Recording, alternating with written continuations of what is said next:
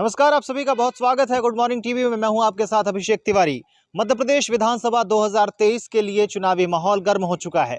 नामांकन के लिए केवल एक दिन, वो आखिरी दिन है, 30 अक्टूबर का बचा है। 31 अक्टूबर को स्क्रूटनी की जाएगी और 2 नवंबर को नाम वापसी हो सकेगी। इसके साथ ही तमाम राजनीतिक दल, नेता, कार्यकर्ता, प्रत्याशी अपने अपने क्षेत्र में जनता से जनसंपर्क कर रहे हैं। इसके बीच क्या है राजनीतिक माहौल रीवा जिले का, ये बताने के लिए मैं आपके सामने हाजिर हूं। दरअसल रीवा में 6 विधानसभा सीटें हैं। 2 विधानसभा सीटें मऊगंज में चली गई हैं। तो कुल मिलाकर रीवा और मऊगंज जिले में 8 विधानसभा सीटों पर क्या राजनीतिक माहौल, कैसे परिदृश्य बन रहे हैं, इस पर चर्चा हम विस्तार से करेंगे कम समय में। तो सबसे पहले हम बात करते हैं विधानसभा रीवा की। रीवा विधानसभा क्षेत्र से इस बार भारतीय जनता पार्टी की ओर से 4 बार के विधायक और मध्य प्रदेश शासन के कद्दावर मंत्री राजेंद्र शुक्ला एक बार फिर से चुनावी मैदान पर हैं। कांग्रेस की ओर से इंजीनियर राजेंद्र शर्मा पर कांग्रेस ने दांव खेला है, उन्हें अपना प्रत्याशी बनाया है। इससे पहले इंजीनियर राजेंद्र शर्मा 2008 में एक बार विधानसभा का चुनाव लड़ा था उन्होंने, लेकिन वह चुनाव राजेंद्र शुक्ला से ही हार गए थे। एक बार फिर से इन दोनों की जोड़ी रीवा के शहरी विधानसभा क्षेत्र में है। इसके अलावा कई अन्य दल भी हैं, लेकिन जो मुख्य लड़ाई है वो कांग्रेस और बीजेपी के बीच में मानी जा रही है। इसके बाद हम बात करते हैं रीवा जिले से लगे हुए सिमरिया विधानसभा सीट की। काफी हॉट सीट मानी जा रही है इस बार जिले की, क्योंकि यहां 3 बड़े ठेकेदार चुनावी मैदान पर हैं। भारतीय जनता पार्टी की ओर से मौजूदा विधायक केपी त्रिपाठी जी हैं और उनके सामने कांग्रेस के अभय मिश्रा जी चुनाव लड़ रहे हैं। अभय मिश्रा जी के अलावा एक और प्रत्याशी हैं बहुजन समाज पार्टी से पंकज सिंह।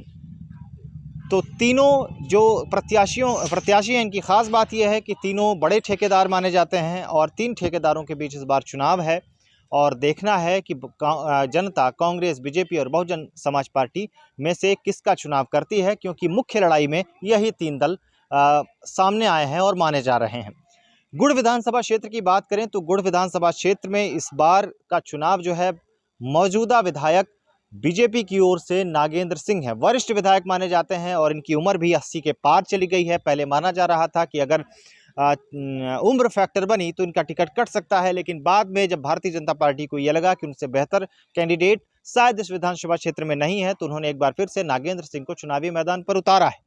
वहीं कांग्रेस की ओर से अगर हम बात करते हैं तो कांग्रेस से एक बार समाजवादी पार्टी से छोड़कर कांग्रेस में आए कुंवर कपिध्वज सिंह चुनावी मैदान पर रहेंगे। साल 2018 की अगर हम बात करें तो कुंवर कपिध्वज सिंह समाजवादी पार्टी में रहते हुए दूसरे नंबर पर थे। 34,000 वोट उन्होंने प्राप्त किए थे, जबकि नागेंद्र सिंह ने 38,000 के आसपास मत प्राप्त किए थे। 4,000 वोटों से चुनाव हार गए थे। लेकिन खास बात यह रही थी कि उन दिनों के कांग्रेस के कद्दावर नेता सुंदरलाल तिवारी को उन्होंने चुनाव हराते हुए, उनके वोट खींचते हुए तीसरे नंबर पर ढकेल दिया था और उस समय कांग्रेस प्रत्याशी सुंदरलाल तिवारी को करीबन 27,000 वोट मिले थे। इसलिए इस बार का चुनाव काफी अहम माना जा रहा है गुड़ विधानसभा क्षेत्र से भी। इसके अलावा अब हम बात करते हैं सिरमौर से। सिरमौर में इस बार का चुनाव काफी दिलचस्प इसलिए भी है क्योंकि राजा से लेकर रंक तक, पुलिस अधिकारी से लेकर रिटायर्ड सेना के अधिकारी तक तमाम लोग चुनावी मैदान पर हैं। इस बार के मौजूदा विधायक दिव्यराज सिंह बीजेपी की ओर से चुनावी मैदान पर हैं, जबकि कांग्रेस ने आदिवासी कार्ड खेलते हुए राम गरीब कोल को अपना प्रत्याशी बनाया है। जबकि बहुजन समाज पार्टी ने इस बार ब्राह्मण कैंडिडेट पर अपना दांव खेला है। वीडी पांडे को वहां से प्रत्याशी बनाया गया है। वीडी पांडे रिटायर्ड पुलिस के अधिकारी हैं और क्षेत्र में इन दिनों चर्चित रहे हैं कई अपनी समाज सेवा के कार्यों को लेकर। वहीं समाजवादी पार्टी की ओर से पूर्व विधायक लक्ष्मण तिवारी चुनावी मैदान पर हैं। आम आदमी पार्टी से सरिता पांडे हैं, पूर्व मंत्री की बहू हैं। तो ये इस बार के राजनीतिक समीकरण हैं। 3 ब्राह्मण प्रत्याशी हैं, एक क्षत्रिय जो मौजूदा विधायक भी हैं, रीवा राजघराने से उनका ताल्लुक है, 2 बार के सिरमौर से ही विधायक हैं, साल 2013 और साल 2018 में। तो उनकी लड़ाई इस बार अलग अलग राजनीतिक दलों के लोगों से है। यहां भी मुकाबला त्रिकोणीय या चतुष्कोणीय होने की संभावना है। मनगवा विधानसभा की बात करते हैं। मनगवा रीवा जिले की एकमात्र आरक्षित सीट है। एससी वर्ग के लिए यह सीट आरक्षित है और यहां पर कांग्रेस ने अपने पुराने चेहरे यानी साल 2018 की प्रत्याशी बबीता साकेत पर दांव लगाया है। वहीं भारतीय जनता पार्टी ने इस बार फेरबदल की है और वरिष्ठ विधायक पंचूलाल प्रजापति का टिकट काटते हुए युवा चेहरे नरेंद्र प्रजापति को अपना टिकट उम्मीद दिया है और अपना उम्मीदवार बनाया है। हालांकि टिकट कटने के बाद पंचूलाल प्रजापति ने निराश होकर, दुखी होकर, हतोत्साहित हुए पार्टी के इस फैसले से नाराजगी भी जताई और अपनी पत्नी यानी कि पन्नाबाई प्रजापति, जो कि पूर्व विधायक इसी क्षेत्र से रह चुकी हैं, उनका नामांकन भी दाखिल कराया है। तो मतलब अब बीजेपी में भी बगावत देखने को मिल रही है। ऐसे समय पर जबकि भारतीय जनता पार्टी की ओर से नरेंद्र प्रजापति हैं, कांग्रेस की ओर से बबीता साकेत हैं और बगावत के तौर पर, बगावती चेहरे के तौर पर निर्दलीय हो सकती हैं पन्नाबाई प्रजापति, तो वहां कैसे हालात बनेंगे ये देखने का विषय होगा। हालांकि सर्वे में पंचूलाल प्रजापति की रिपोर्ट ठीक नहीं थी, यही कारण है कि बीजेपी ने उनका टिकट काट दिया था। अब हम बात करेंगे तराई अंचल के विधानसभा क्षेत्र त्योंथर की।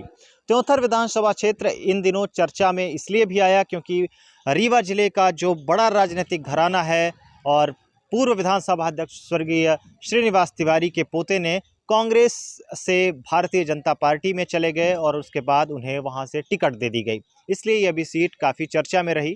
और त्योंथर विधानसभा सीट से भारतीय जनता पार्टी ने सिद्धार्थ तिवारी को अपना उम्मीदवार बनाया है, जबकि कांग्रेस की ओर से पूर्व प्रत्याशी जो रहे हैं 2018 में रमाशंकर पटेल रहे हैं और उन पर ही कांग्रेस पार्टी ने अपना दांव खेला है। 2018 की अगर हम बात करें तो रमाशंकर पटेल लगभग 5000 वोटों से चुनाव हारे थे भारतीय जनता पार्टी के इस समय जो मौजूदा विधायक हैं श्यामलाल द्विवेदी से।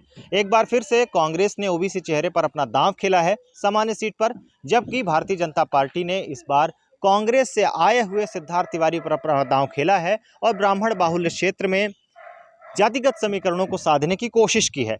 लेकिन इस बार का जो मुकाबला है वो एक और फैक्टर इसमें सामने आ रहा है। बहुजन समाज पार्टी से इस बार देवेंद्र सिंह उम्मीदवार बनाए गए हैं और देवेंद्र सिंह भाजपा नेता हैं जो कि लगातार क्षेत्र में मेहनत कर रहे थे, लेकिन बाद में जब उन्हें टिकट ना मिलने की ऐसी आशंका हुई तो उन्होंने पार्टी बदल ली और बहुजन समाज पार्टी से जा मिले और उसके बाद उन्हें ही वहां का प्रत्याशी बनाया गया है।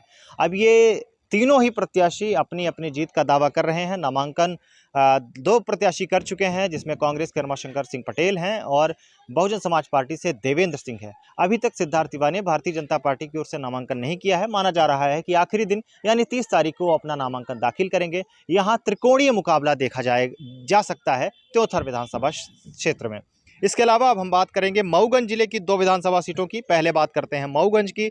मऊगंज जिला अभी हाल ही में बना है, नवनिर्मित है। यहाँ 2 विधानसभा सीटें हैं, मऊगंज और देवतालाब। मऊगंज से मौजूदा विधायक प्रदीप पटेल को भारतीय जनता पार्टी ने अपना चेहरा बनाया है विधानसभा चुनाव 2023 के लिए। वहीं कांग्रेस ने पुराने प्रत्याशी पूर्व विधायक सुखेंद्र सिंह बन्ना पर अपना दांव खेला है। यहाँ लगभग 2 ही बड़े नेता हैं और यही दोनों बड़े नेताओं की सीधी लड़ाई मानी जा रही है। हालांकि बहुजन समाज पार्टी, आम आदमी पार्टी की तरफ से उमेश त्रिपाठी को चुनावी मैदान पर उतारा गया है, उनके अपने कुछ वोट बैंक हैं ऐसा कहा जाता है। लेकिन जो मुख्य लड़ाई है वो कांग्रेस और बीजेपी के बीच में मानी जा रही है। इस बार का बड़ा मुद्दा त्योंथर मऊगंज जिला है, क्योंकि मऊगंज जिला बनने के बाद बीजेपी को ये उम्मीद है कि जिला बनने का उन्हें ये एडवांटेज मिलेगा। वहीं कांग्रेस पार्टी का कहना है कि क्योंकि हमारे नेता सुखेंद्र सिंह बन्ना लगातार जिला बनाने को लेकर आंदोलित रहे हैं, उन्होंने कई धरना प्रदर्शन, 50,000 लोगों की गिरफ्तारियां दी हैं, इसलिए इसका एडवांटेज उनकी तरफ जाएगा। अब देखना है कि 3 दिसंबर को जब ईवीएम खुलेंगे तो किसका इस मुद्दे का किसे एडवांटेज मिलता है और ये मुद्दा चुनाव में है भी या नहीं, ये भी इसका भी फैसला हो जाएगा। देवतालाब विधानसभा क्षेत्र की बात करते हैं जो कि मऊगंज जिले का हिस्सा है।